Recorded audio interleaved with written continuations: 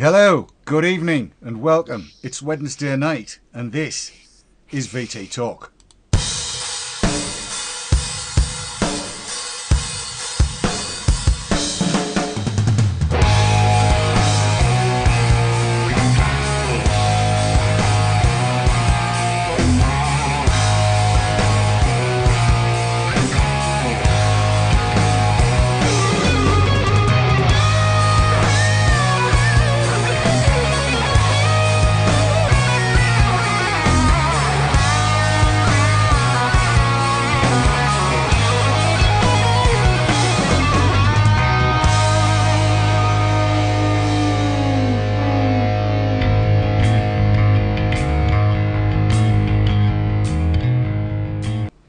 Yes, indeed, it's Wednesday night, it's VTTalk, and tonight, as well as Sav, as you can see over my right shoulder, it's an ECCA Special. Tonight, we have got with us two of the guiding lights of the current committee for ECCA UK. We've got on the left of your screen, as you look at it, Rusty. I'm not going to go through all the names. Good evening, Rusty.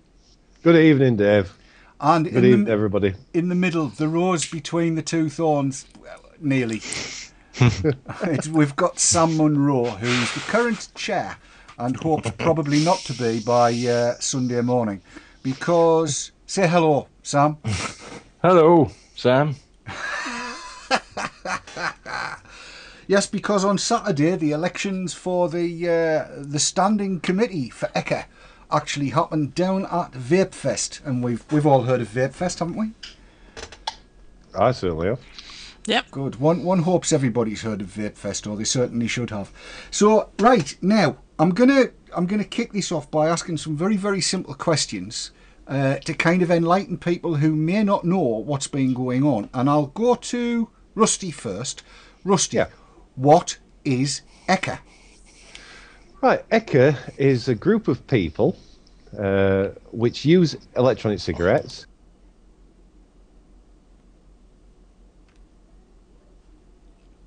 We are trying to put a voice for the consumer to the vendors and also to anybody else who will listen to us about what we want. You know, we are just you, nothing else, nothing more. All right, so if the media want to get in touch with people who use e-cigs, they can get in touch with ECCA. If the government want to get in touch with the people who use e-cigs, they get in touch with ECCA. And that's all it is. We're just representing you. Okay? So your problems, you know, whether you've got a dodgy atomizer from somebody, it can become our problems. You know, if Wetherspoons tell you to stop vaping, come to ECCA and we can try and sort it out for you. That's the whole idea about ECCA. So, we are you. Summing it up, ECCA is the voice of the user. Yes, that's it. Full stop.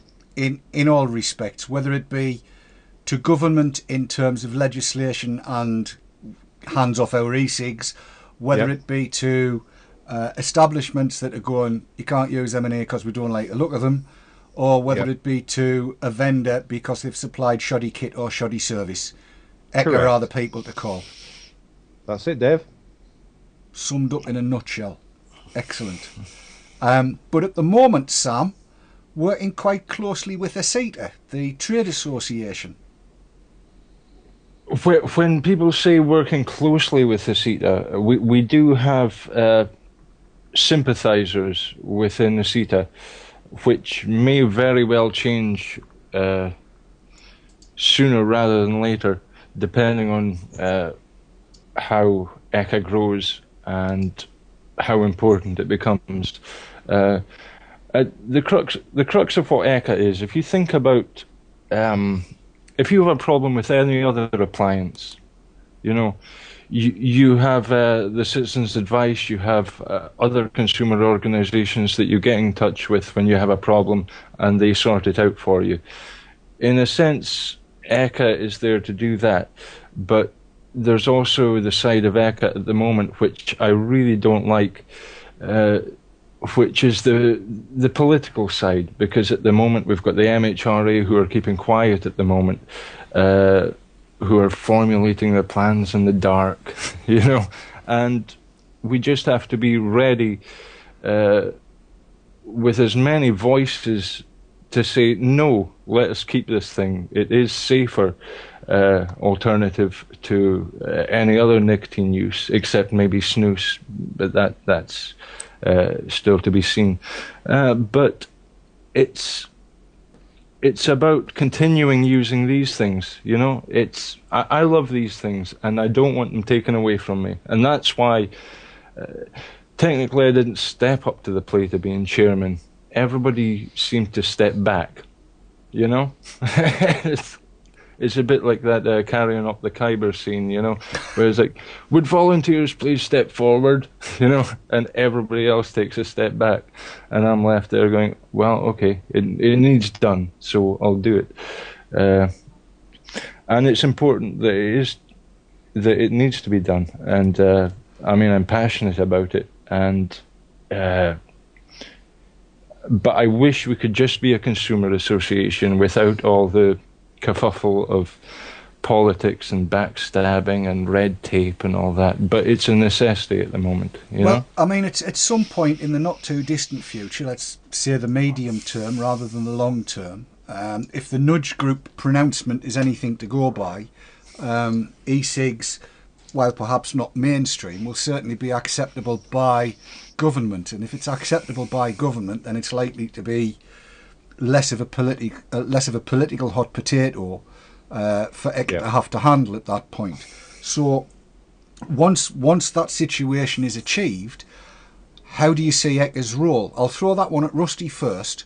Where do you think the bulk of ECCA activity is going to come? Well, initially, I think the bulk of ECCA activity, once we've got it accepted as, well, we'll not say a normal activity, but we'll say an activity that a lot of people do, we need to promote the activity to the media and get it accepted. You know, the more the media say this is good, the more people will try it, the more people will do it, and it's like a snowball effect. You know, so if you say something's good enough times to enough people, they will do it. You know, that's the way anything works. You know, if you say, you know, Haribo's are fantastic and they make your kids, you know, like happy and you know, contented for the rest of their lives, you know, you keep feeding them bloody Haribo's. It's, you know, it's a bad example, but you know what I mean. It's the same sort of thing. If something is good, which we know this is, everybody in chat, everybody on this stage, if that's what we want to call it, we know that e-cigs are good. Full stop. Yes. Yeah. We need to get that out via the media to let other people know. Now, unfortunately, there's no vendors out there that have got enough money to do that. Whereas a consumer association, you know, backed by the people who use them, can actually do that because they've got a voice. And that's the important thing. Do you know, that's quite interesting, that. Now, you say that for a vendor to do that, it's going to require money. How do you see ECCA doing the same thing with limited funds? In a similar way to what I did with the campaign for vaping in pubs. You know, what you do is you get in contact with the media. You know, as a body that have got support from somebody, you know, and ECCA should have more support than CanVip has, because it's a more broad establishment. It's a broader association. You know, and once you've got the support of the people who use the stuff, you know, the people who are on the committee or the people who are active within ECCA can therefore get in touch with politicians, get in touch with the media, get in touch with, you know, the corner shops, get in touch with this, you know, and just spread the word. It's all about spreading the word. It's got, you know, get in touch with the NHS. You know, just keep saying how good this is to people, and eventually they will believe it. Trust me. I do. I'm a ginger. That's no reason for trust as well, you know. Quite the reverse, in fact. Hogwarts is full of gingers. We can't be having any of that. Oh, no, well. So, Sam, that's kind of Rusty's promotional take on it. What about the consumer protection take? Where do you think... I mean, to be honest, I'm not entirely certain what the provisional committee, for want of a better word, has come up with so far in terms of consumer protection type of stuff. But what's already on the cards, if you like, and what do you expect that the standing committee, the full committee, will be looking at over, let's say, the next 12 months? Well, I would expect that within the coming months, after the standing committee has been voted in, we will really have to be going through the guidelines of all the forum sites, not the forums, the vendor sites, as it pertains to things like sending back dodgy stuff, and you buy a product and it doesn't do what the product is supposed to do. Each vendor's site should have a page somewhere with guidelines for the consumer, or a complaints department, if you will. And as an association for consumers, we need to be genned up on those facts. And exactly like trading standards, but the problem with sorry, I'm reading chat at the same time as I'm speaking, and there's some really good questions coming up, and we will be getting to them. It's the problem is that the electronic cigarette, being a new device, the trading standards don't really know what the product is, so they don't have answers for the consumer, and that's where we fill in those gaps.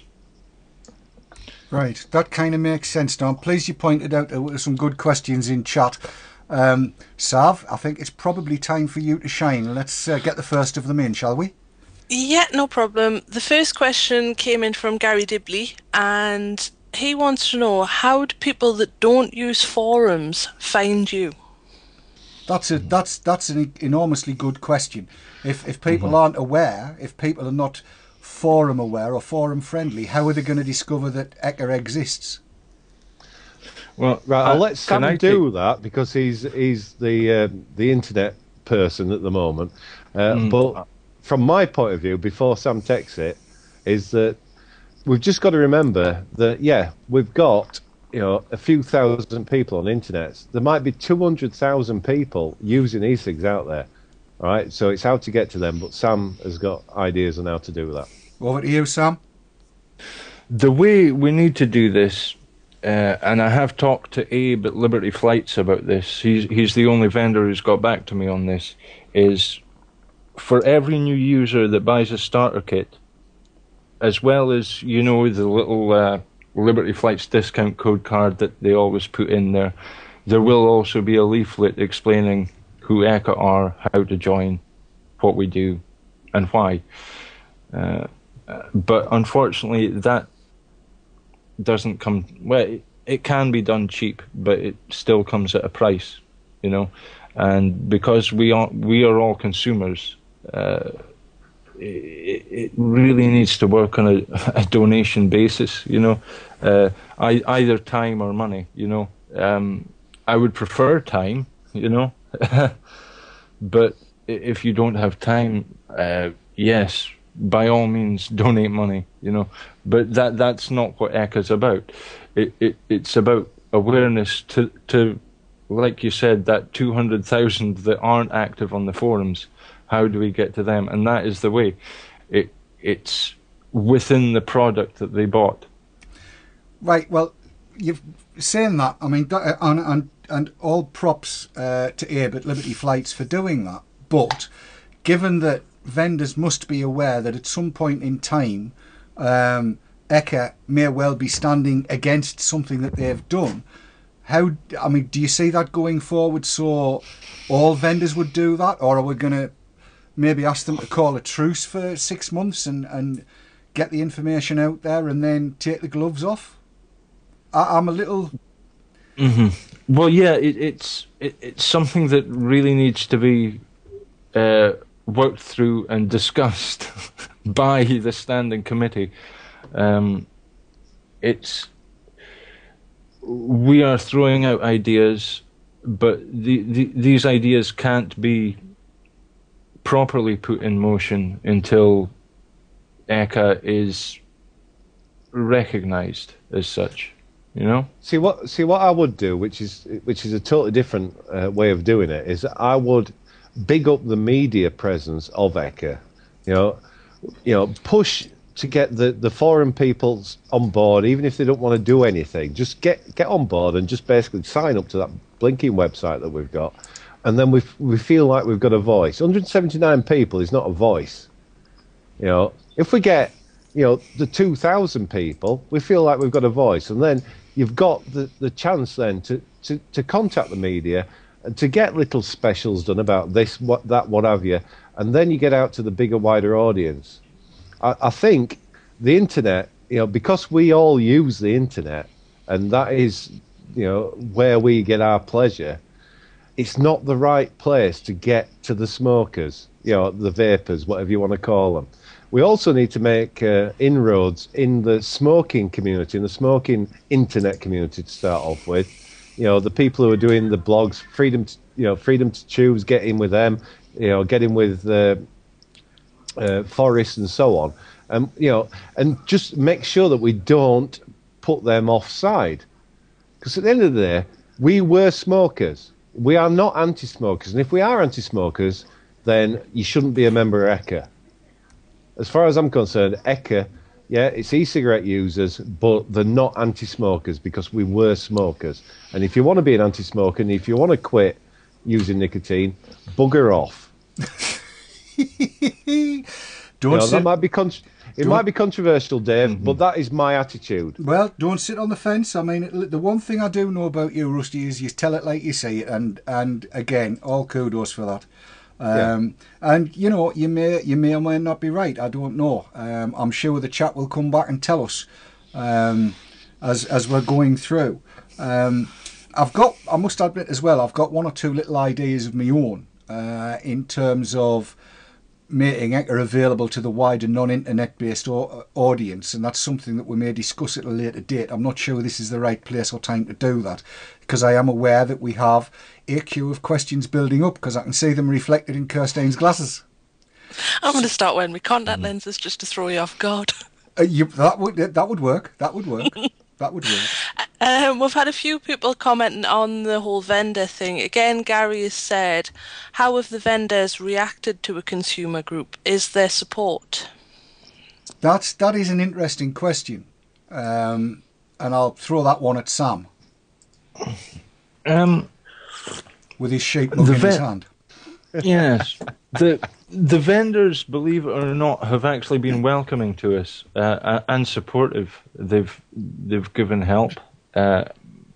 Not so much guidance as such. Just I wish they would be a bit more transparent with certain things that, from a consumer point of view, because we are consumers, we would like to know. And from the consumer organisation point of view, I think we need to know, like having a real or a realistic figure of how many starter kits they're selling every month, so we can actually gauge the growth of the industry as a whole. But aside from that, like I mentioned, Abe has said he will put things into the starter kits for us, but we would have to supply that. But even in the midst of chat, I'm thinking there are what you would call guerrilla marketing opportunities, I suppose. If on the ECCA site there was a downloadable PDF or something that you could just print off as many as you like and take them to your local pub, or if you work in a shop and they allow it, just have a couple on the counter for passers-by to pick up. That's a way of getting it known out with of the internet. Indeed. And actually, just coming back on something that we were mentioning earlier there, the whole vendor involvement thing, and them including their ECCA literature in their starter kits, I think is is a good idea. And I'm sorry, Rust, I interrupted you there. Come in with All what right, you were mate. going to say. No, the thing is, we've got to take into account that the majority of people who start using e-cigs do not go anywhere near the internet that we know. All right, they buy the look-alike e-cigs. They might buy a disposable from Tesco's. They might buy something off somebody on the market. Right, they don't do what we do. So the important thing for any consumer association is to get out to the people or to the places where people buy from. All right, and so therefore, obviously, Tesco is a major target. I would have thought. You target Tesco and you speak to the actual bigwigs in Tesco and tell them about the fact that this is a consumer association, and you get them to get on your side. You do the same with e-lights, and because Dr. Hillary Jones promotes them, and you do the same with Matchless, even though they're trying to sell bloody banners for 99 pence when I'd give them away for free. Just thought I'd put that one in.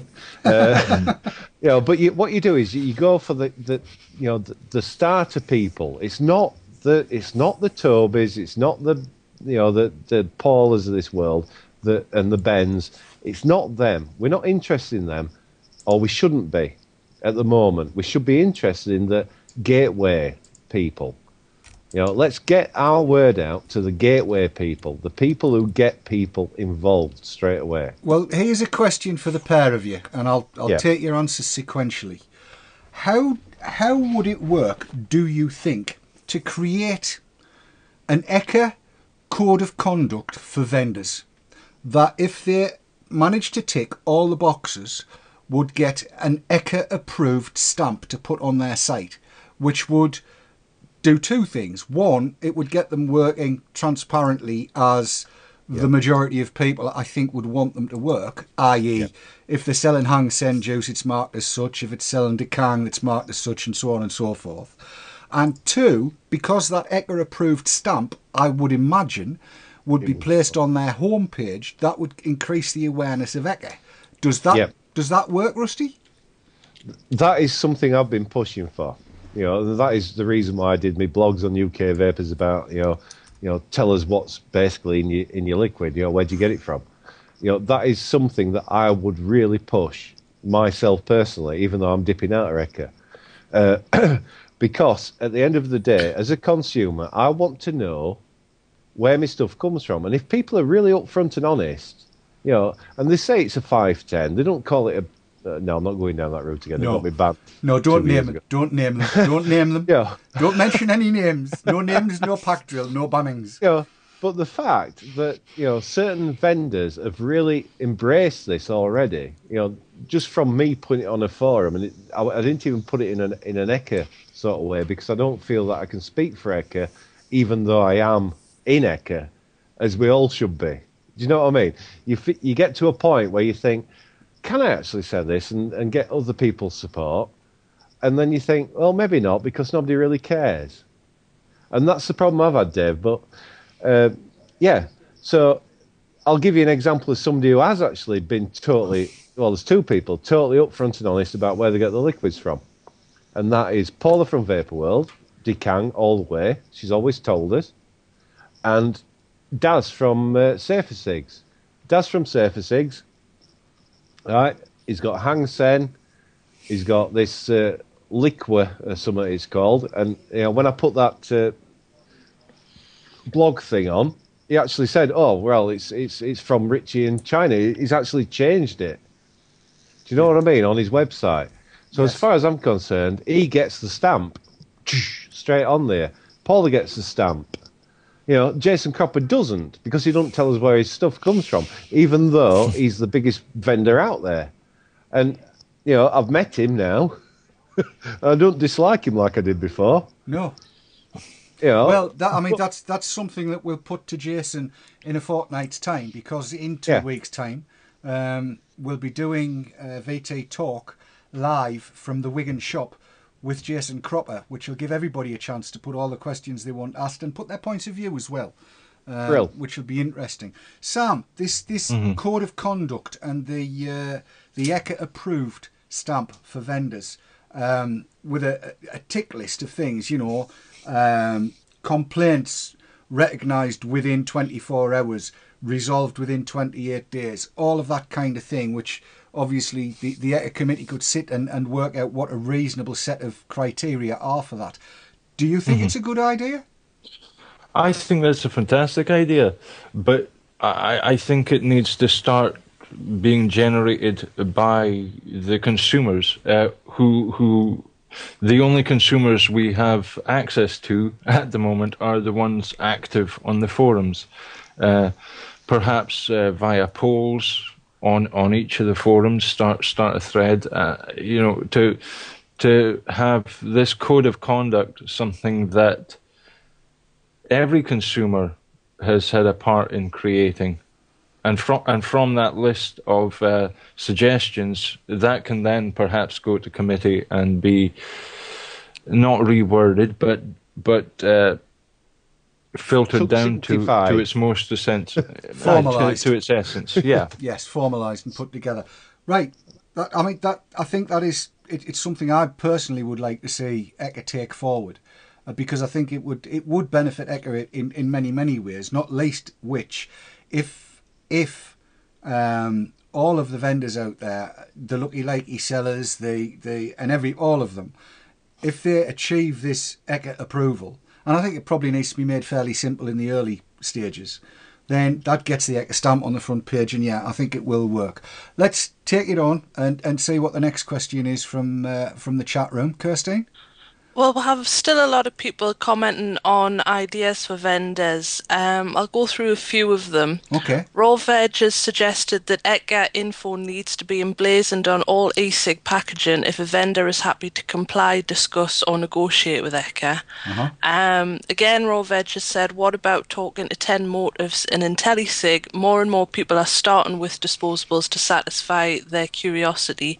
And he also pointed out the 10 motives are now in the likes, not just Tesco's, but Shell Garage and things like that.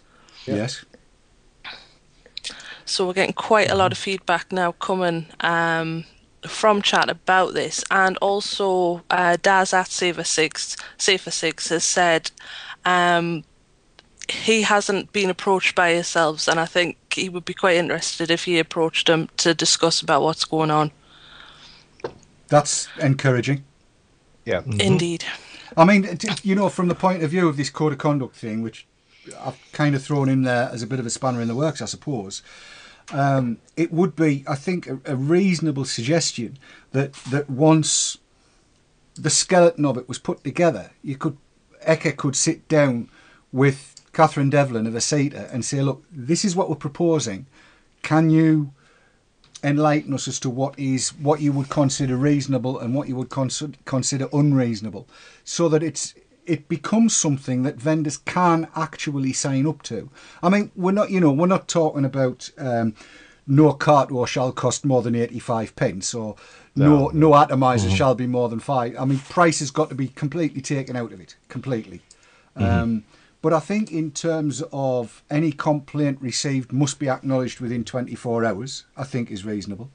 And that a complaint should be resolved within 28 days, I think is reasonable. That the origin of any juice has to be disclosed, I think is reasonable. And that the origin and branding of any atomizer or battery, I think, should be disclosed. And I think that's reasonable. Unless people are ashamed of their product or have bought on the cheap and are trying to pass off. That all seems relatively reasonable to me, and I can't see how vendors, as a code of conduct, as a starting point, that doesn't seem too bad. Sam, I'll throw that at you. Could you repeat the question? Well, it's throw it at me, Dave. I'll throw it at you. Rusty. Go on. No, everything you say is totally reasonable. What we need is some form of transparency, because at the end of the day, because we are a fledgling little organisation, little community, if we all work together at the moment, and we get rid of the ones that are just basically trying to make a quick buck, and there's plenty out there. We know there are. If the rest of the reasonable people who want to do the thing and they're in for the long haul get together. You know, ECCA and ECCA should be together at the moment. It will change, like you said. It will change. We'll be at one corner or the other at some point. But at the moment, it's the time to come together, you know, play out these, you know, reasonable, you know, requirements of vendors, and then we can move forward. And like I said, the people who I've spoken to are reasonable. I've not come across a vendor yet that's basically told me to piss off. Even Trog didn't tell me to piss off. Yes, Trog's another one that's very different in the flesh from the way he comes across on the forums. I'm just looking at the clock and I see the time is now 9:30. We're halfway through the show. I propose that we take a little toilet break here. I'll play a few trailers in, give everybody a chance to get their thoughts together. And when we come back after these trailers, I'm going to ask both Rusty and Sam what's going to be happening on Saturday at the first annual general meeting of ECCA at Vapefest. We'll start with what's going to come up tomorrow night.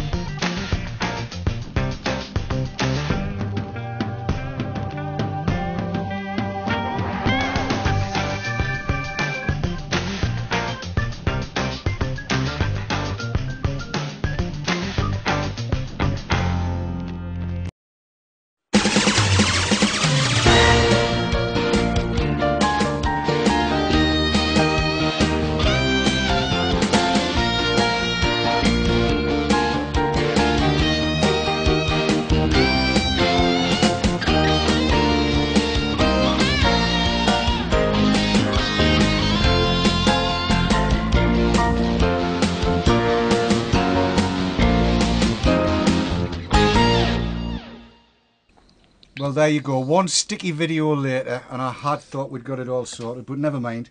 It is what it is. We are where we are, and we're back with Rusty, with Sam Munro, and with Sav, Kirstine, on your screens, and myself, Dave, and we're talking tonight about ECCA and where it's going. So during that little break, Sav was telling me that there's a great pile of questions. So we'll move on to that before we talk about what's going to be happening at the AGM, which happens at Vapefest on Saturday. You need to be there, because I won't be. I need somebody there to open their mouth and be me. You can do it. Get there. Get into the AGM. Get voting. I want free juice. That's all I want. So, what's the next one then, Sav? Right, the next one's a really interesting question that Gary Dibley posted a while ago, and he wants to know how do ECCA view modders from a consumer point? Oh, that's an interesting one. Rusty, you want to take this one first? Right, as far as a consumer point of view, and I have been a consumer of many of Gary's mods from the word go. If there are complaints, then ECCA need to sort them out. Generally speaking, the majority of modders do know what they're doing. They do know what they're doing, and hopefully, as far as possible accidents and things are concerned, they're all ironed out by now. Because I know that I did a major accident a long time ago with one of Gary's mods, and then the on-off switches came in afterwards. But it is quite easy to do with any particular device. It doesn't matter what it is.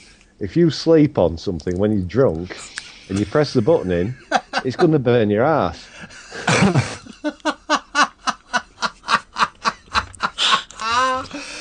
Only you, Rusty. Only you. But that's it. As far as modders are concerned, they're not producing something which is going to go boof in your face. If they do, then they need, the consumer needs some sort of comeback, and ECCA's the first place to go to. So, do you think that ECCA, like ECF, would come up with a code of conduct for modders? Because I mean, ECF has got a certain set of guidelines that if you want to promote your modification or your home built whatever it is, well, it's not just home built, it's any of them. They've got to comply with certain guidelines, like there's got to be vent holes and all this kind of stuff. Is it worth doing that? No, as far as I'm concerned, that's a load of bollocks. I'm sorry for using language, but I've had 6 cans of lager now. Do you know where the corner is, Rusty? What? Do you know where the corner is? Yeah, I know. You're in Jules, I'm there. But what I will say to you is that half of the problem with the way smokers got into this state that we've got into is because we've not fought his own thing. We've let this namby-pamby, don't do this, because of that sort of thing, like be ingrained into society. If you want to mod something, do it your best you can. If it's crap and it blows up in somebody's face, you'll get some grief. It's simple as that. Most of the time, there's no bother at all, is there? I have to say, you're not wrong. You're not wrong. But I do sometimes get a little bit concerned when, and there's no names mentioned here because I've not yet come across anything that I would consider to be dangerous. But at some point in time, it may well happen that somebody comes up with something that just patently doesn't have the protection around it, and it does end up going kaboom. Well, it could do, yeah. Yes. Yeah, but I would just hope that the people that are producing this kind of thing have got the insurance that they need. Yes. In order to be able to. I mean, if my right arm gets blown off, I'm going to want whatever it takes to give me some kind of prosthetic that at least makes me look half normal. No comments from you on that one, Rusty. And if Trog's in the chat room, I'm normal looking ish.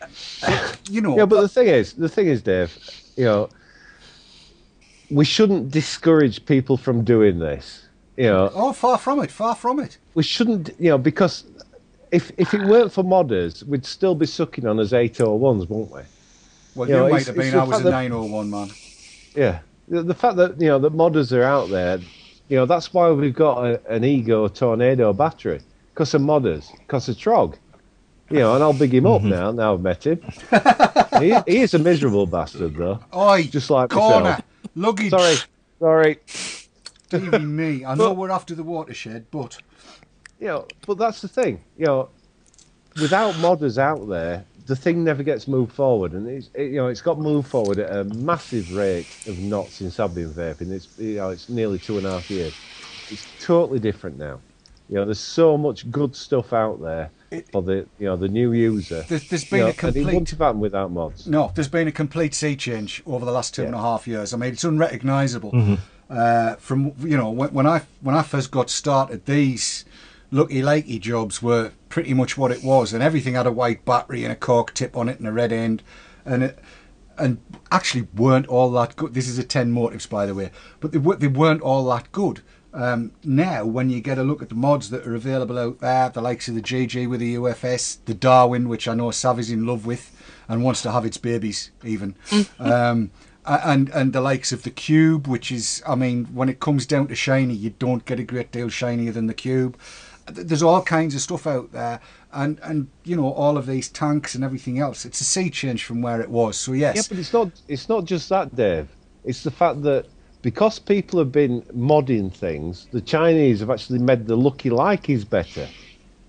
You know, so the initial getting into there, you know, is a much better experience than it was when we started. So your 10 motives, you know, with the cartomizer, you know, cartomizers didn't exist when we started. No. You know, and the battery lasts for a decent length of time. It's a decent, you know, into e-cigs. Whereas it weren't there when we started. Well, I don't know whether you're monitoring the channel at the minute, Russ, but I'm actually sucking on this 10 motives, and it's, in comparison to what we started with, it's streets ahead. It's miles away better, miles away better. And you're right, it's down to the modders.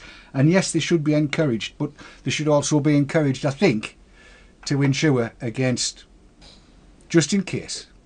Yeah, but the thing is, you can't put rules down for something which is going to be changing all the time, because the parameters change. You know, it's like, what do you want to change this day? Is it the coil? Is it the battery? Is it the voltage? Is it the power? Is it the flavour? You know, it doesn't matter. The thing is, it's changing all the time, so you can't put a list of, you know, rules down to stop people from doing it, because you're stopping genius working. This is true. You know, and you know, like I say, the last thing I would want to do would be to stifle creativity. Exactly. But I do think if you're gonna get creative, you're gonna have to get creative knowing Ohm's law and various other bits and bobs that you need to know to prevent blowing people up. You need to know how batteries work and stuff like that. But that's probably as far as we really need to go on that one. And I can see Sav's champing at the bit with the next question. I can always tell. Yes, you can. We've got quite a few questions came in on the same lines, so I'll sort of mix them all together. Okay. We've got Vaporwave, which says half the vendors can't reach the legal requirement for their websites at the minute, so are they going to be meeting any codes? Timebridge is saying use what is already available for consumers, use legal guidelines. Are all online vendors in full compliance with the law regarding their online shops? Right. And Rawveg saying many e-cig vendors are not compliant with online trading laws, but that's something that isn't purely an e-cig thing. No, but that is something that needs to be addressed quickly. So when the standing committee get, you know, voted in, you know, that committee that I'm not going to be on, then that's the first thing. You know, you look at everybody's website and you make sure it's up to standard. Simple as that. You make sure that they're doing chip compliance. You make sure that, you know, just simple things which, you know, otherwise could hurt our activity. Yes.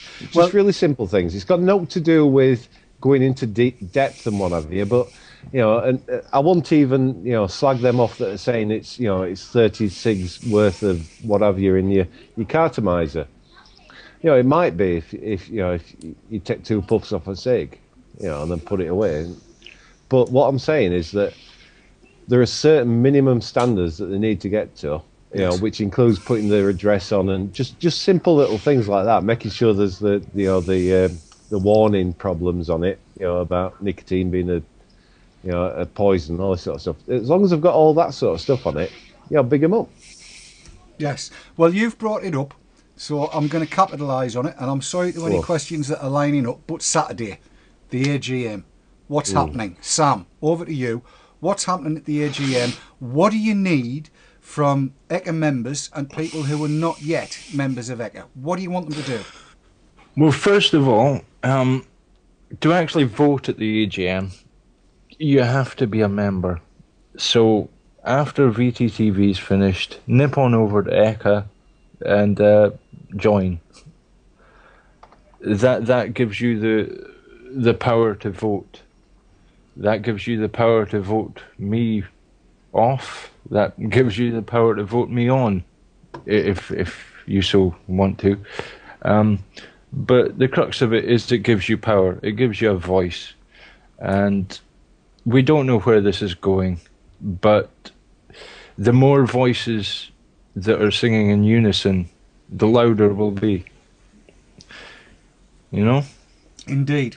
So let's assume then that all 60 odd viewers that have been in the chat room, if they're not already members, go shooting off to ECCA and hopefully get onto the forums and tell everybody else to do the same. Yeah. When they get to the AGM on Saturday, what's going to be happening? We have an agenda that is being formulated at the moment. Rolly's kindly putting his time forward to do that, and that'll be ready for perusal at the AGM. Okay, is it likely to be ready before then? Oh, we'll be ready before then, And because will he'll have to email me it, so I can see it. Right, will it be posted on the forums? I will make sure it is. And can we put a deadline on it? Mm-hmm. Well, the thing is, it's for the AGM, so it's going to be made public. It has to be. Good. I'm just trying to get a feel for when it's going to be there, so that people can prepare themselves a little bit in advance. Because I can quite see the situation that, you know, come the end of Haze Hour tomorrow night, people are going to be packing suitcases and decanting 500 mils of juice into however many bottles it is they need to take with them, and charging their batteries up and preparing for the off. And it would be lovely if they had that information that they could peruse, you know, before they left on Friday to get down for what I believe is going to be a massive session of vertical micturition at the Plough and Harrow, which I shall miss. Well, yeah, I'm missing that one as well. Yeah, it's a pain. Yeah, we've got a meeting tomorrow night, and after the meeting, straight after the meeting, I will post everything everywhere, like I do, because I am a spammer. You are. I have noticed. I have noticed your abilities as an acceptable spammer have grown by the day. Yes. Never a day passes without I see a post from Rusty somewhere, and I've been trying to avoid him, but he's hitting every bloody forum I've been on. Which is fair enough. Fair enough. So yes, that's good. So tomorrow night we can expect to see that up at some point. Yeah, from about probably 10:30, 11 o'clock tomorrow night, but it will be there for Friday morning. Excellent. You know, for people wanting to look at it. Yeah. Excellent. And I would exhort everybody that's going to attend Vape Fest to get along to the AGM. I'm sure the vendors will be quite happy to have an hour where they're talking amongst themselves and saying my juice is better than your juice, or whatever it is vendors do when they talk to each other. For the AGM to occur, I assume it's not going to take all day. No, 2 hours maximum. Right, so now I also know that the standing committee is going to be voted upon. What posts are going, how many nominations have you got, and who's already nominated? I'll jump in on that one. Right. So far, the only person that's been nominated, apart from myself, which I'm not going to do it anyway, is Fiona from ECR, and she's quite happy to accept the ECR post. Nobody's mentioned anything about anybody else, as far as I'm concerned. I've been looking, you know, up until probably about 7 o'clock tonight. This is the problem we've got. The problem we've got is that not enough people care, you know, to get this consumer association off the ground. It's a really good idea. It's a really good idea to have somewhere where you can go to if something goes wrong, you know, or you can go to get the word spread out there. You know, I've got two hats on. You know, I've got my other thing that I like better, so I'm not doing ECCA anymore after this weekend. You know, I know it sounds really awful and evil, but I'm not. I've got other things to do. You know, but we need people to take the place. I think Chris Price will want to take his place, Relegate. I think he'll want to keep it going. I think Sam, if somebody says, "Oh, big up you, Sam," I think Sam will do it as well. And if nobody else says, "Oh, you know, by end of day," I'll do it for him. West Coast. You know, he's like, he likes being in the background, but he's such a brain when it comes to stuff like this. It's ridiculous. You know, the majority of the stuff that we've done, you know, the hard work evil stuff about getting constitutions up and running and all this sort of stuff. It's been Dave that's done it. So, and he's been forwarded by Kate from Vapors Network to be her representative. So we've got so far Fiona and Dave. Okay. Nobody else. I assume that there's a UK Vapors rep required. There'll be an All About Forum rep required. Yes. What about the other positions that are going? Well, there's ECF rep required. There's chair, vice chair, treasurer, and secretary. Okay. So, right, everybody is now aware of that. So if you're on ECF, get yourself proposed if you're interested, or propose somebody that you think will be good. And chair, vice, and secretary, you say? Yep, and treasurer. And treasurer. So there's those 4 positions. And people, I think, do need to get their thinking hats on and get people proposed. Please be aware that those of us that run the likes of Vapor Trails and the likes of ECR and what have you have already ruled ourselves out of that for quite obvious reasons. So we're not available for whatever reason. And that's kind of goes without saying. The situation remains the same as it was when this all started. But I really would like to see it all come together on Saturday, because I think it's such a necessary organisation. I think, as time goes on, there are going to be disputes that arise that are going to need some form of settlement, and they're going to need settlement by people who have got the best interests of e-cig users at heart, the users. And go on, Dave, the only way I could get involved in ECCA, from Saturday onwards, is if somebody else takes over CanVip. Because at the end of the day, CanVip is more important to me because I like boozing, right? But if somebody else who likes boozing, wants to do the CanVip thing, I will be available for ECCA. It's just at the moment I can't do 2. Can't do both of them. No, I understand that. It does take a lot of your time out. Sam, have you got an impassioned plea to make? I would actually just like to quickly try and answer some of these questions that are coming out. Gary's asking what if there's a conflict of interest because he is a modder.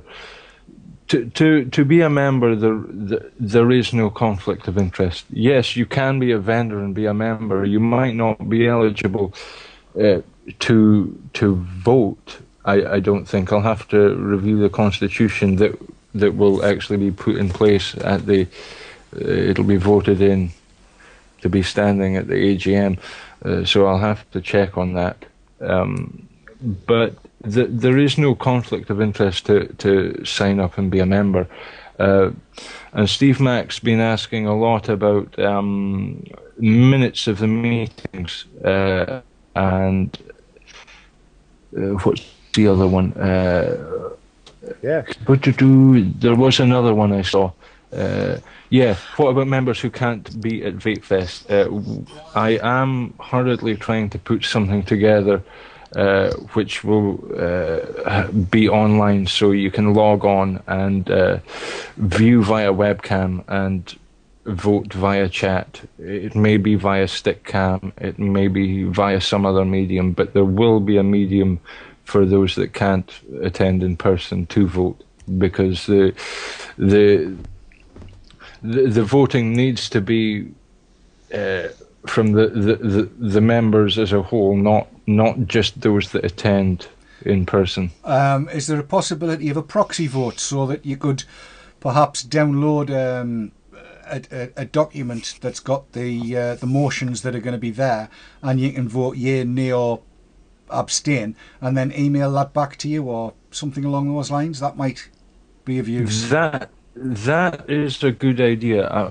We'll add that to the agenda for tomorrow's meeting. The reason I ask is because I'll be in the middle of nuptials during all of this, so I'm not going to get a chance to say one way or another. And I am an ECCA member. Yes. I am. So that would be useful from my point of view, and potentially from a lot of other people's point of view as well. And I'll pull that down from any of the forums. I frequent them all. I might find 5 minutes in between getting measured for wedding dresses and trying veils on and stuff like that.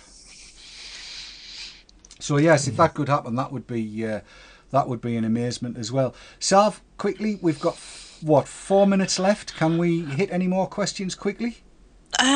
All of the questions, pretty much all the questions I've got have been covered. We've got a quick question that came in from Mighty Mouse asking about, have you been working in connection with CASAR? That's interesting because I have attended a couple of the CASAR meetings. They hold meetings, I think it's every fortnight on a Sunday, I believe. It ends up being 2 o'clock for us. 2 o'clock in the morning on the Monday, but it's amazing how active the CASAR members are. I'm not talking about the committee, I'm not talking about the president, I'm not talking about is it the guy Conley, I'm not talking about the names that you associate with CASAR, I'm talking about the actual members. I think it's because in the States they have a certain need for more active contribution because of the calls to action, because each state is separate. And in Britain, I think we're slightly lucky that we don't have that problem so far anyway. Can I jump in? Yes. In a slightly crude way, is that people can only be bothered to do something if it's going to be gone. All right? So generally speaking, if everything's all right, people cannot be bothered. All right? Because of the behavioural insight teams thing, saying that let's promote this better version of cigarettes, blah, blah, blah, people think we're all right, we're cushy. We're not. If we want it to stay the same as what it is at the moment, which is you can have any flavour you want, you can have your e-liquid, you can have any, variable volt device, you can have your big battery mods, that's not going to happen. All right? You might think it is. It's not going to happen. The MHRA and all the cronies have all gone away with British American Tobacco and bloody, Nicolites or whatever. Is that the same one? All these people and e-cigz, they're all there scheming away to get this wonderful e-cig that everybody should have, which will be a battery and a cartomizer in 2 or 3 flavours. That is all you will get if you don't join ECCA and big up a consumer association for people who like freedom. It's all about freedom. Smokers lost it. We're not going to lose it. Not if we battle together, no. And I think you're right. And we are rapidly running out of time. I think I'm actually gonna leave it on that note and echo what Rusty said. Use it or lose it. ECCA's there to fight for you, for your rights as an e-smoker, a vapor, an electronic cigarette user, a PV user, whatever you want to call yourself. ECCA is there to fight your corner in whatever way your corner needs to be fought. Get along, get the proxy vote in, get memberised, get joined up, get doing something. Don't just sit on your thumb and think everybody else is going to do it for you, because everybody else isn't. I think we have to fight for ourselves. And on that note, I'm going to say thank you very much to Rusty, Russell, thank Vincent, you very much. Richard Ord, and to Sam Munro up in the Wild and Woolies, up there in Aberdeen, where the Aberdeendonians come from. Aye, near, is it Dice or Bryce? Dice? Technically not Dice, the other side. I mean, right. a little burb called Portlethen, right across from a meat factory. Indeed, right the way up there in the frozen north anyway. And also to my 2 colleagues that are always on the VTTalk team, that's Kat and Sav. And so we're going to take our leave of you now and say thank you very much for watching, because you have been.